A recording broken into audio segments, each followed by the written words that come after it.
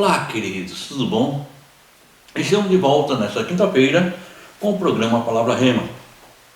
O programa Palavra Rema, que é um programa de estudos da Palavra de Deus. Estamos aqui estudando e falando da Palavra de Deus, junto com você. Para fazer esse programa comigo, eu tenho ele, pastor Carlos Leite. Pastor Carlos Leite, que Deus abençoe, pastor. Obrigado, pastor. É um prazer estar aqui com o senhor aqui na mesa, meditando no livro de Mateus, aprendendo muito sobre o livro e agradecendo também a Deus pela sua audiência. Amém. Olha só, queridos. Pegue caneta, papel, que nós vamos estudar a palavra de Deus.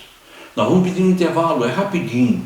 E nós voltamos já, para assim estudarmos juntos a palavra de Deus.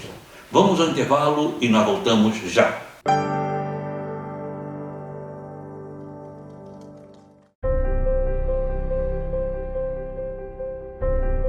Você que está angustiado, talvez você está triste, sem amigos.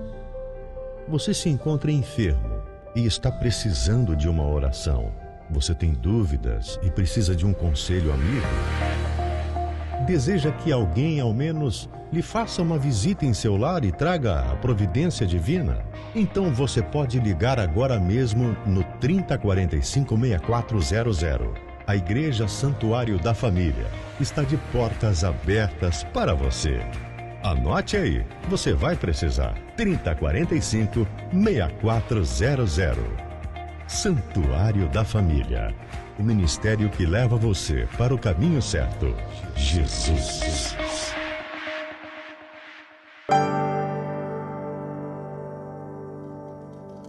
Graças a Deus. Estamos estudando a Bíblia. E nós vimos que o livro de Mateus vem fazendo o registro do 2 até o 16, ele vem falando da genealogia de Jesus. E Mateus separa em 3 fases de 14. A primeira fase não são de reis, são de descendentes de Abraão. A segunda fase são de reis, descendentes de Davi. A terceira fase são os descendentes dos reis, mas já não fazem mais parte da história escrita de Israel. Vamos fazer agora. Quer ver ler isso, tá, pastor? Em Mateus capítulo 1:17.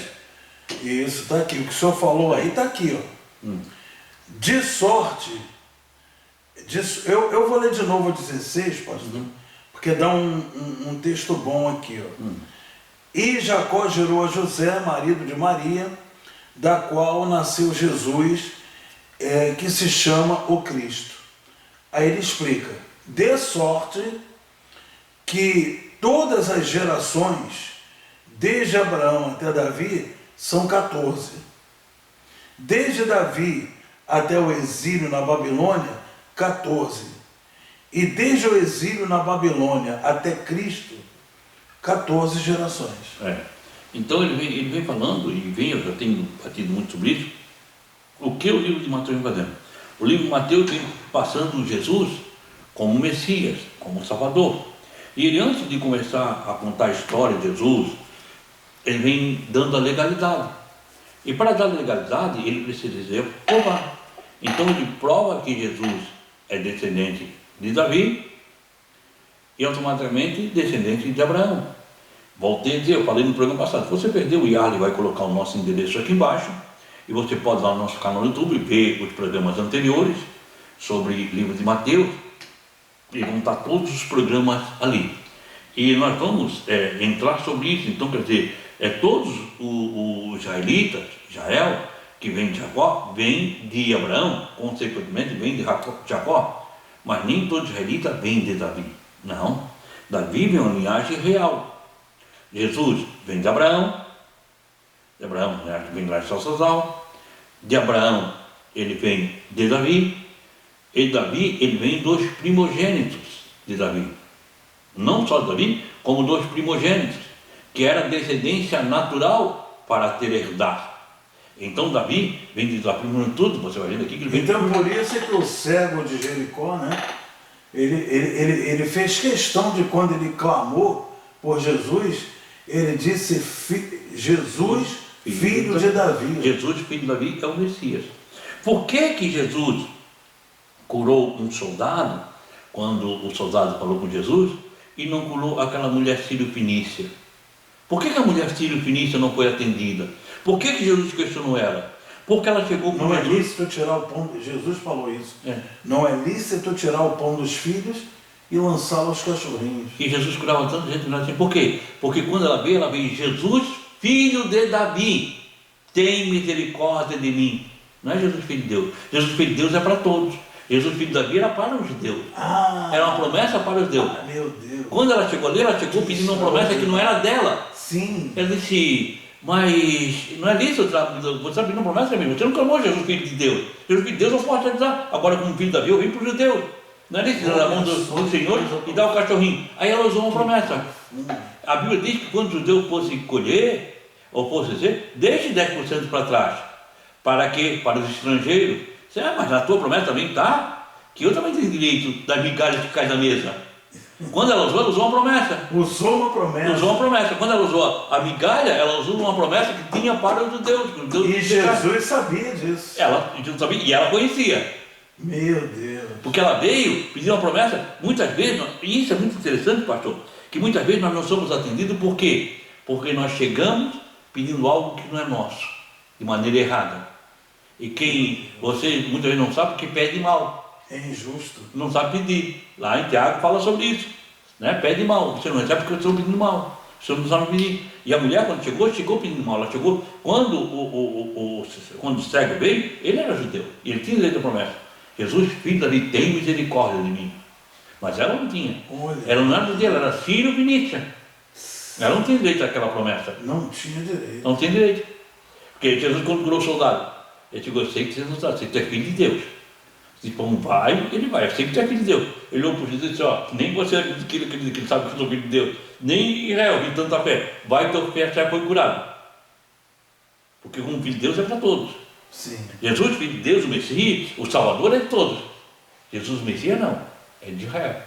O livro de Mateus, ele prega para cristãos judeus. E agora vamos ver o que está para a igreja. Vamos ver que está para a igreja. Mas ele começa a pregar para cristãos judeus, o Messias que você esperava já veio. É Jesus. Daqui a descendência Daqui a descendência dele. Agora eu vou começar a dizer como é que ele veio. E eu vou falando. Por quê? Porque ele vai apresentando, você entender que é uma carta que ele vai apresentar Jesus para aqueles que não conhecem, que ouviram falar, é o Evangelho.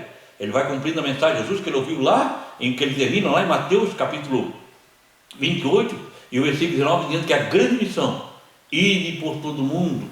Agora você pode pregar o Evangelho a toda criatura. Quem crer e for batizado será salvo.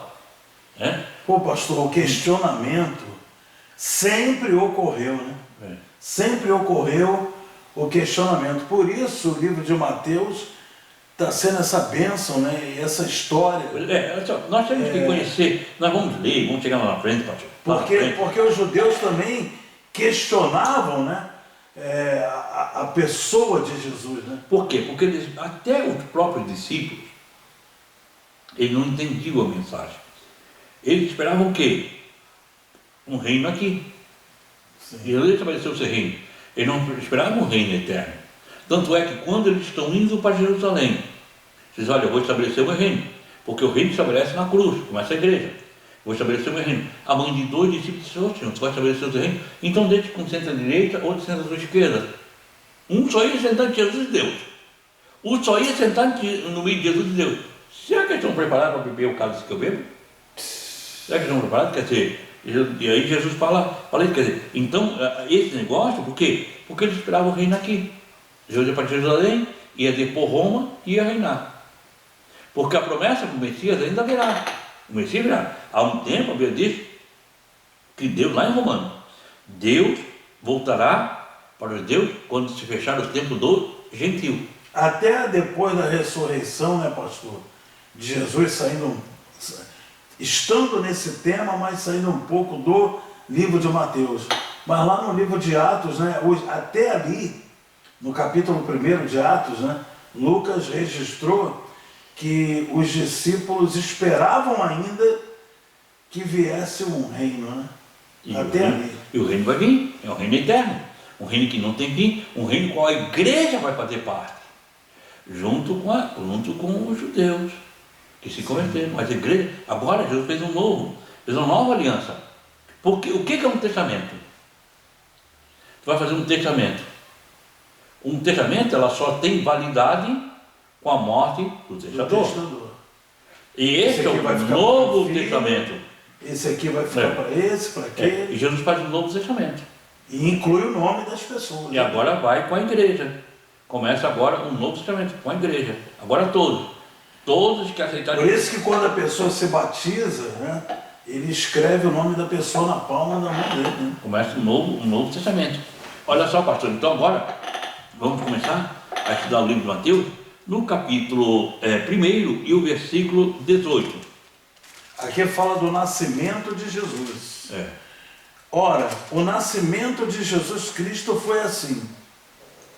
Estando Maria, sua mãe, desposada com José, sem que tivessem antes coabitado, achou-se grávida pelo Espírito Santo. Quer dizer, veja bem, foi um milagre divino. Tá? Ora, o nascimento de Jesus Cristo foi assim. Estando sua mãe desposada, que é comprometida. Lembra que, e hoje a gente fala de Maria, em pleno século XXI, com a imoralidade sexual que aí parece se tornar-se mais fácil. Agora você imagina uma menina virgem no século zero, século I. Naquela época. E ela, qual era? Uma lei tão dura, né? Qual era a consequência para ela? Era a morte. Morte e apedrejamento. De repente o anjo diz, olha, considerada imunda, você vai ficar grávida pelo Espírito Santo, e ela aceita. Ela aceita o quê? A morte e apedrejamento. Toda a reputação dela foi jogada por terra.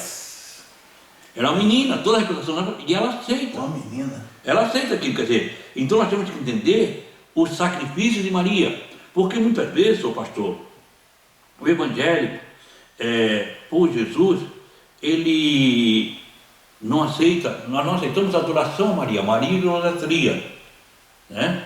E ele às vezes até depreza um pouco Maria pela adoração, não.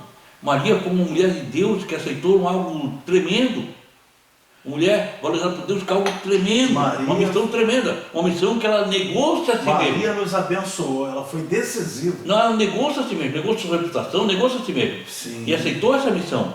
Quer dizer, que ela estava comprometida com José, antes de se juntarem, antes de se casarem, que vem antes, quando fala de se juntarem, vai se casarem. Assou-se com pelo Espírito Santo, uma ação do Espírito Santo. E quando nós entendemos isso, nós temos que entender o poder dessa ação, o poder impactante dessa ação. Mas sobre isso eu vou falar logo após o intervalo. Não perca, eu vou para o intervalo e eu volto já.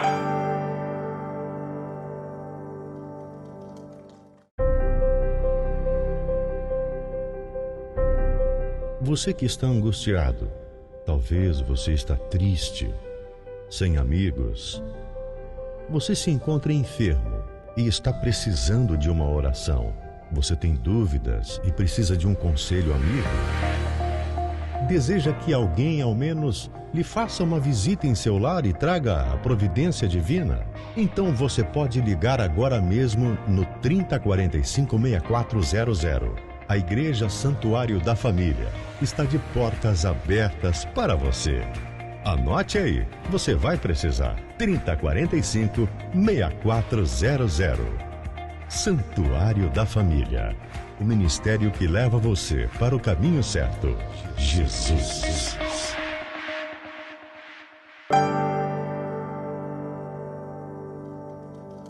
Graças a Deus. Esse versículo aqui é tremendo, pastor. Veja bem.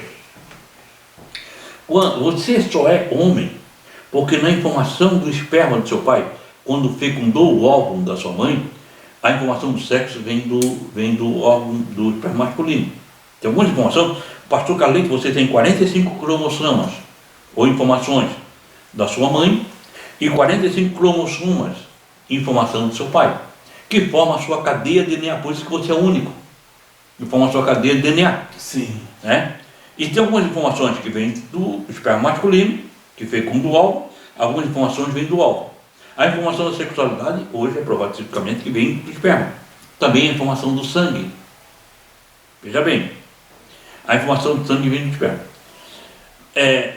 Somente o sangue puro pode purificar pecado. Quem fecundou Maria? O Espírito Santo. Então, na informação do sangue de Jesus não tem informação do pecado. Não tem. A nossa tem, mas a dele não tinha, era um sangue puro.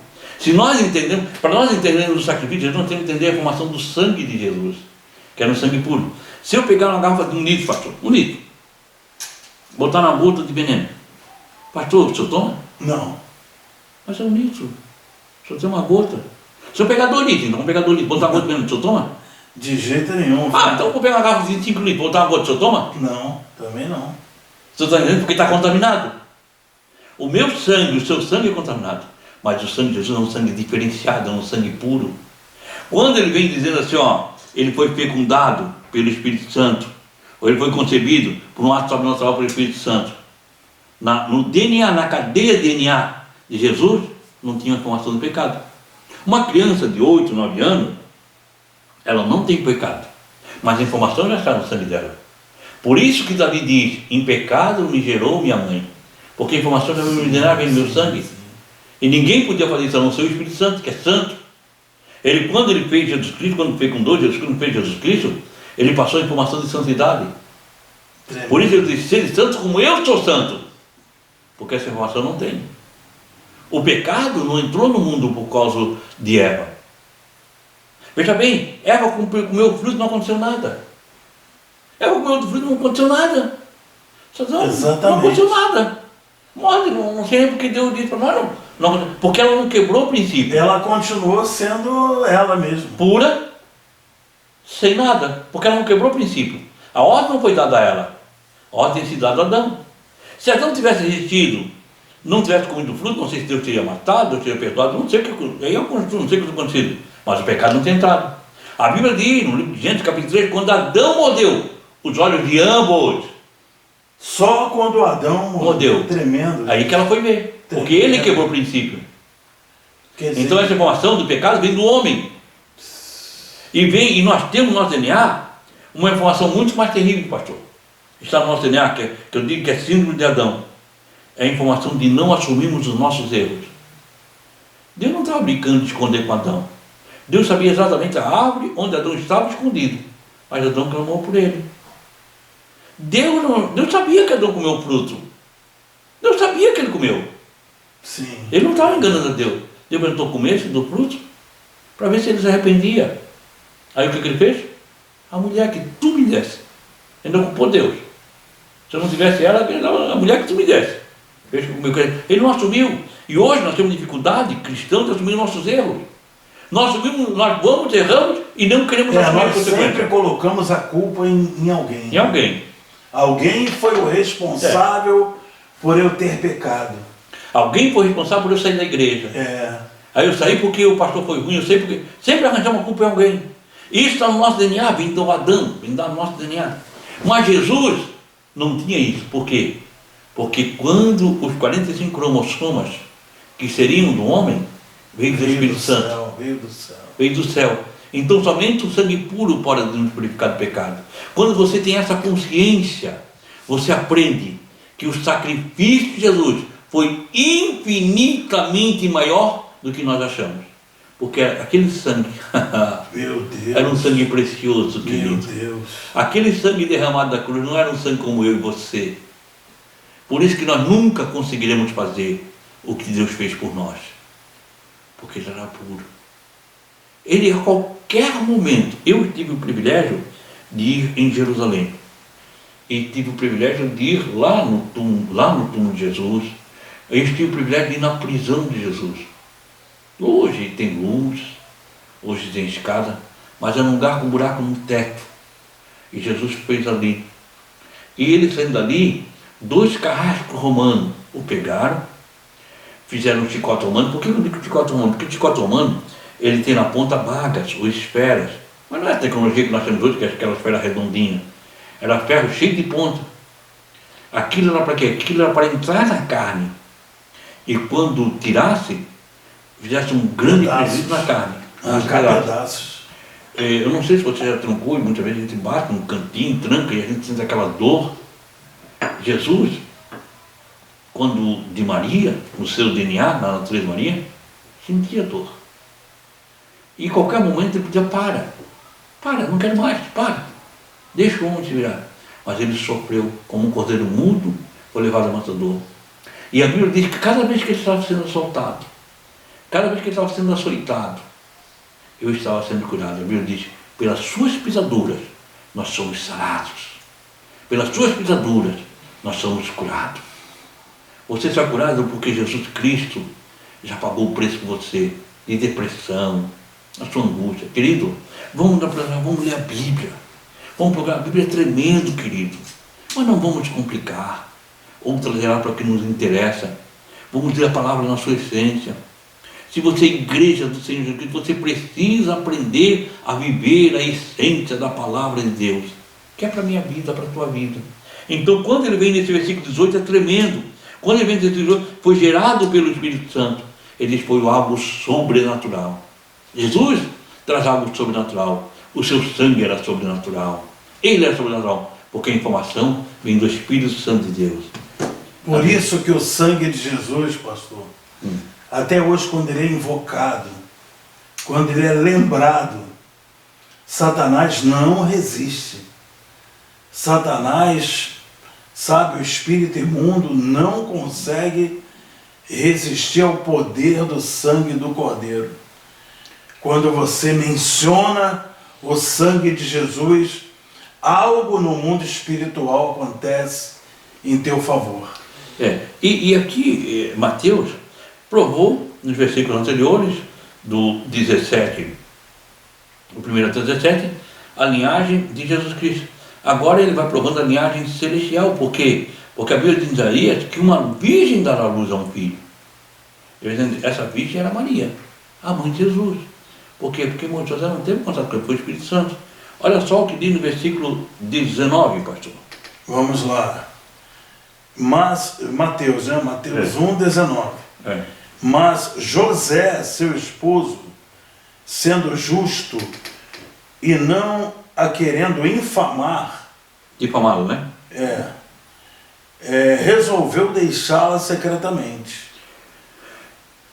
José, o homem que Deus escolheu para cuidar de Jesus. O seu esposo, ela estava prometida. E não existe isso. É porque hoje, né? Hoje está prometido, daqui a pouco te mancha, daqui a pouco te não gosta mais, aquele tempo não. Coisa diferente. Então ela estava prometida, ela só estava esperando por quê? Porque você passava um ano, era a tradição, passava um ano, você casava, quando estava prometido. Então José, o seu marido, era um homem justo, um homem bom.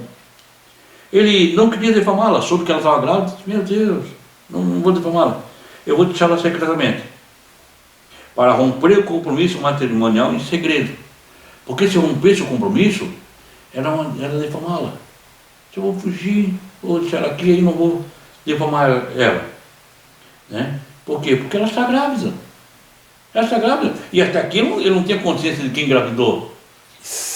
Ele não tinha consciência. Muita gente iria dizer, foi fulano, foi esse, foi aquele outro, né? Olha só o que diz o versículo 20, pastor. Glória a Deus. Enquanto ponderava nestas coisas, eis que lhe apareceu em sonho um anjo do Senhor dizendo, José, filho de Davi de novo aí, ó, pastor.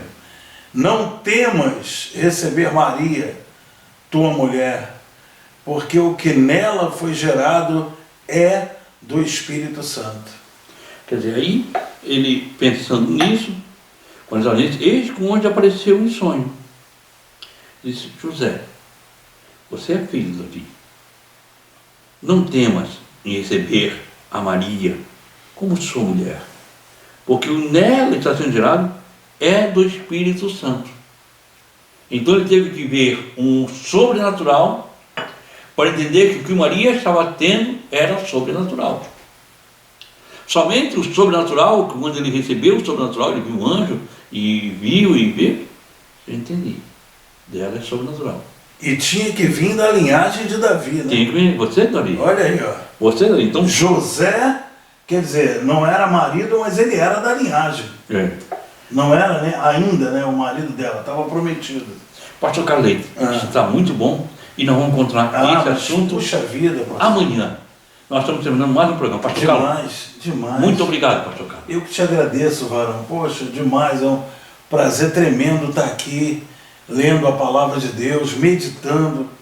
Isso para mim é uma bênção de Deus, irmãos. Poder, estar nesse espaço aqui na TVBE, meditando na palavra de Deus. Obrigado, pastor. E esteja orando por nós. Deus amado, querido, todo-poderoso, que maravilha, que coisa tremenda é saber, meu Pai, que no mundo espiritual temos a semente do filho de Davi.